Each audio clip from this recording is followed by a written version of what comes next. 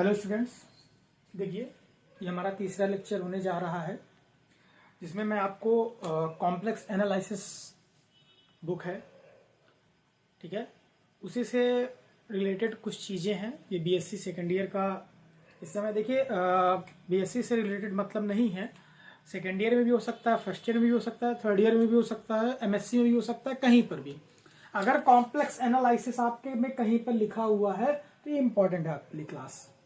ठीक है, बात समझ रहे हैं? जैसा मैंने कहा था कि हर 2-3 दिन में, एक दिन में, 2 दिन में, 3 दिन में, 4 दिन में एक लेक्चर आपको मिलता रहेगा।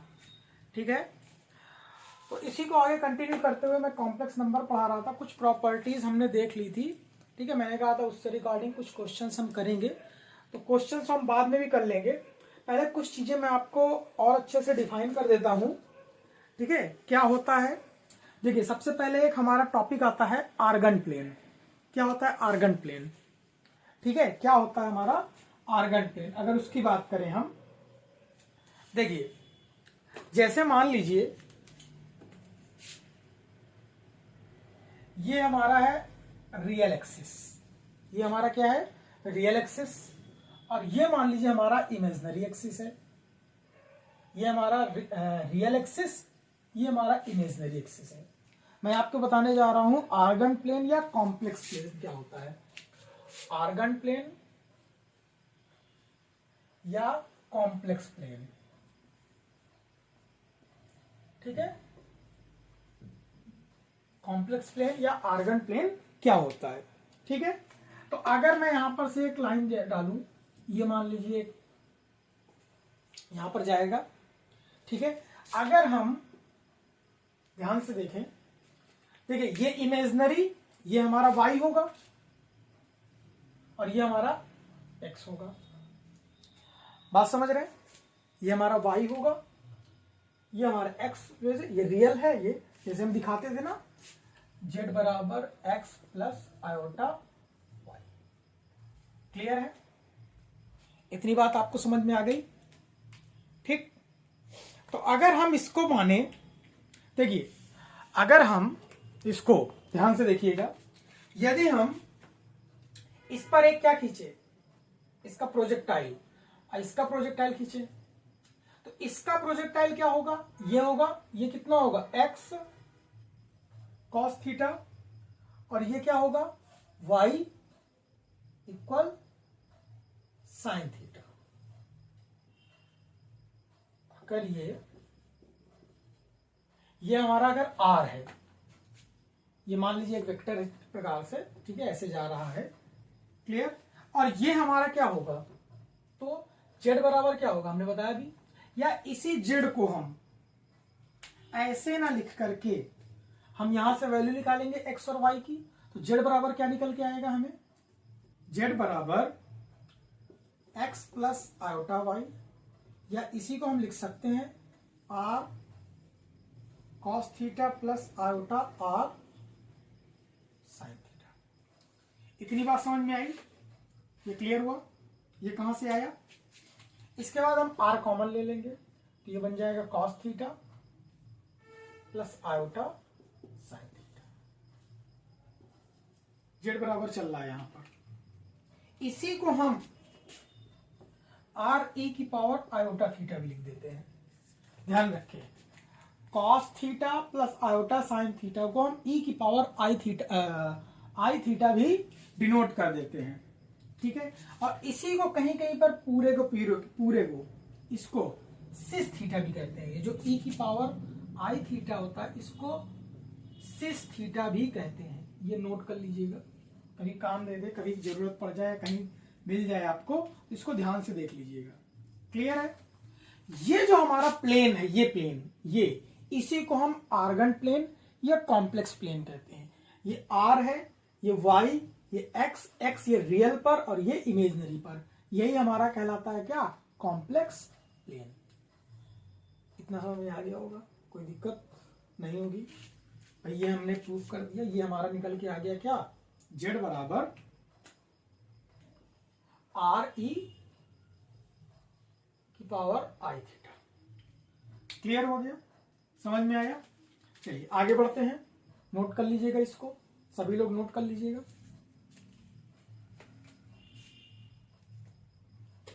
चलिए नेक्स्ट आता है, ये तो हो गया आर्गन प्लेन। आर्गन प्लेन क्या होता है, ठीक है, समझ में आ गया? कोई दिक्कत हो तो बता दीजिएगा, फिर से मैं एक्सप्लेन कर दूंगा। नेक्स्ट आता है हमारा कॉम्प्लेक्स प्लेन, मॉडुलस। नेक्स्ट होता है modulus of complex number. Next heading है modulus of complex number, modulus of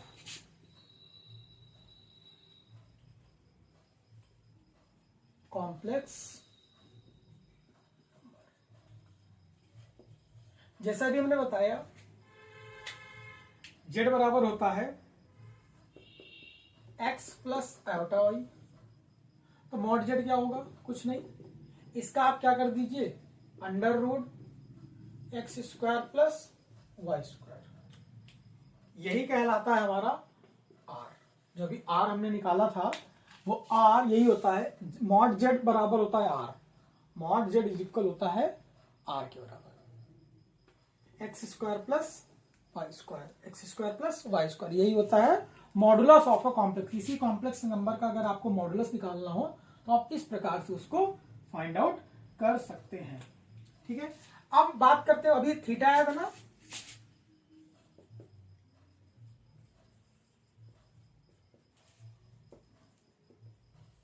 यहां पर r निकल गया, थीटा बराबर क्या होगा, थीटा बराबर होता है tan इनवर्स y अपॉन, इसी को बोलते हैं आर्गुमेंट ऑफ, इसी को बोलते हैं आर्गुमेंट ऑफ z, ध्यान रख लेंगे, आर्गुमेंट ऑफ z और एम्पलीट्यूड ऑफ z।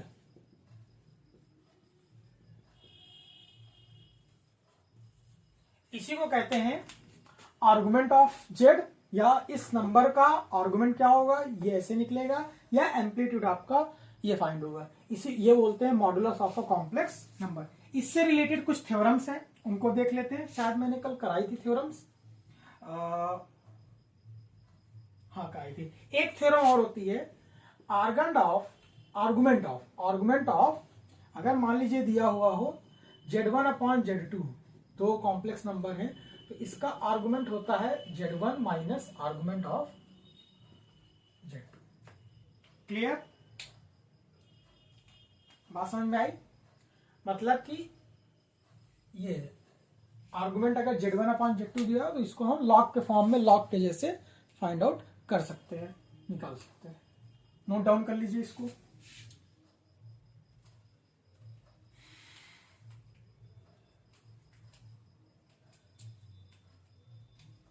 चलिए हो गया होगा नोट।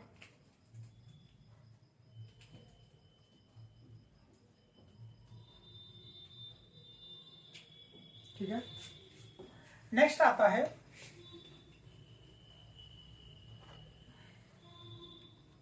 जियोमेट्रिकल रिप्रेजेंटेशन ऑफ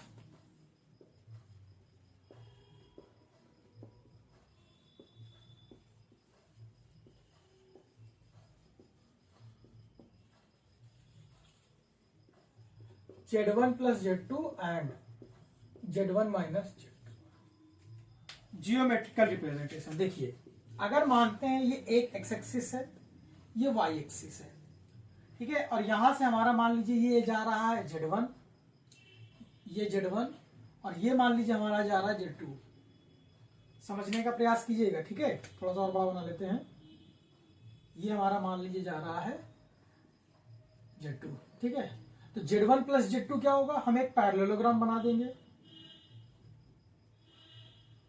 और इसको ऐसे करके ये हमारा कहलाता है क्या, z1 प्लस z2। जैसे वेक्टर को एडिशन करते थे सेम वैसे ही प्रकार से हम इसको ऐड करेंगे, ठीक है, क्लियर हो गया। ये तो हो गया z1 प्लस z2 का। अगर z1 माइनस z2 करना हो तो सेम, ये z1 ये z2, तो इसको ऐसे बना देंगे, तो ये कहलाएगा z1 माइनस।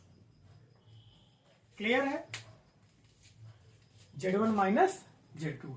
ये हो गया हमारा geometrical representation of Z1 plus Z2 and Z1 minus Z2 का। क्लियर? ये एक्स एक्सिस, ये वाई एक्सिस, इसको भी नोट डाउन कर लीजिएगा, नोट कर लीजिएगा, सभी लोग नोट कर लीजिए।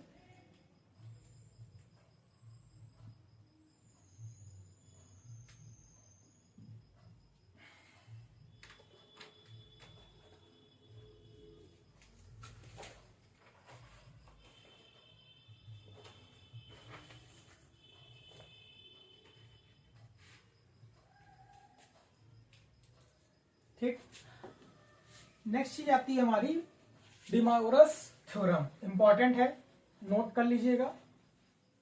ठीक है, क्या होती है?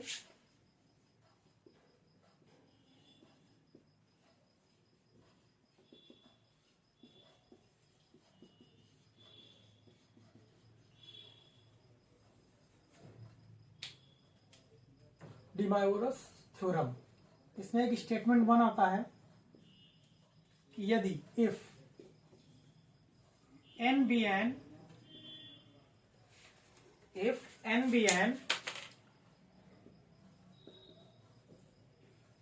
integer positive or negative, if n be an integer of positive and negative, then ध्यान से नोट करिएगा, cos theta plus iota sine theta की पावर n इज इक्वल होता है cos n theta plus iota sine n theta. Note down कर लीजिएगा इसको भी।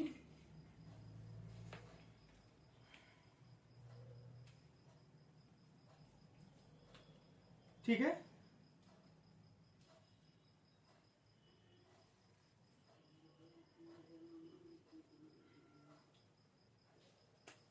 और अगर टू है इसका, अगर if n be an fractional positive और negative, then cos theta plus iota sine theta power n बराबर होता है cos n theta plus iota sine n theta. ये दो स्टेटमेंट हैं डिमागोरस थ्योरम के, इनको नोट कर लीजिएगा आप लोग। कुछ चीजें हैं, नोट कर लीजिए आराम से, कोई दिक्कत हो तो पूछ लीजिएगा, कोई प्रॉब्लम हो तो बता दीजिएगा।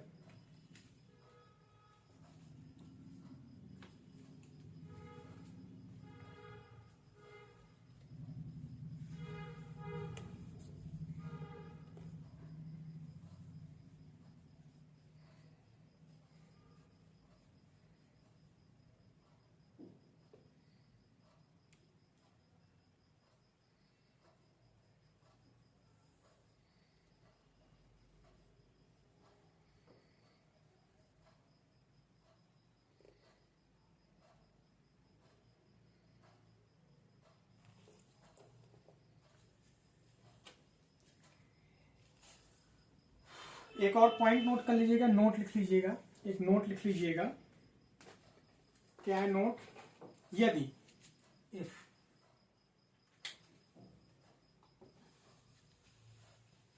इसी से रिलेटेड एक नोट है, ध्यान से नोट कर लीजिएगा। यदि सिस थीटा है, सिस थीटा बराबर, अगर इसको हम क्या लिख सकते हैं पहले तो cos theta plus iota sine theta, अभी थोड़ी देर पहले हमने आपको बताया। अगर मान लीजिए ऐसे लिखा हो cis theta 1 cis theta 2 dot dot dot dot cis theta n, तो इसे हम क्या लिख सकते हैं? Cis theta 1 plus theta 2 sorry dot dot dot dot dot theta n। इस प्रकार से इसे हम शो कर सकते हैं। क्लियर? यहां प्लस आएगा, मतलब कि अगर ये डॉट में हो, मल्टीप्लाई में हो, तो इसे हम अलग से प्लस में लिख सकते हैं। क्लियर? दूसरा पॉइंट लिख लीजिएगा यहीं पर एक और, यदि सिस थीटा की पावर n हो तो इसे हम क्या लिख सकते हैं, सिस n थीटा। अभी थोड़ी देर पहले बताया हमने। तो इसी से रिलेटेड याद रखिएगा, अगर सिस m थीटा की पावर n हो तो इसे हम लिख सकते हैं सिस n m थीटा, और इसको लिख सकते हैं सिस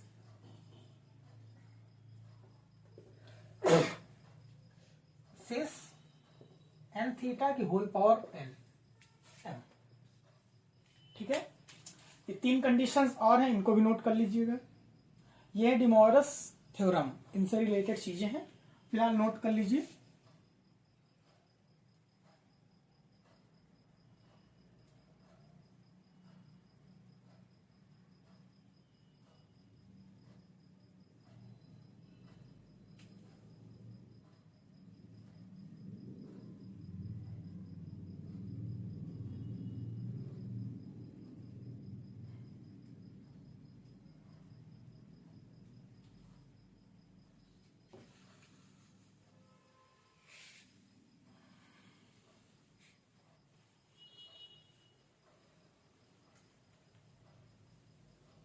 चलिए, तो आज के लेक्चर में इतना ही रखते हैं। ठीक है, अगर किसी को कोई प्रॉब्लम हो, ना समझ में आए कोई भी लाइन, तो एक बार वीडियो को और देख लीजिएगा, फिर कोशिश करिएगा समझने की, और फिर देखिए अगर फिर भी कुछ नहीं आता तो एक बार बता दीजिएगा, तो मैं अगले वीडियो में आपको बता दूंगा कि इसमें क्या प्रॉब्लम थी आपको। ठीक है, जब आप बताएंगे, आप क्वेरी करेंगे, मुझे लग रहा है कि आ रहा है, अगर आप नहीं बताएंगे तो फिर कैसे बनेगा। ठीक है, चलिए रखते हैं।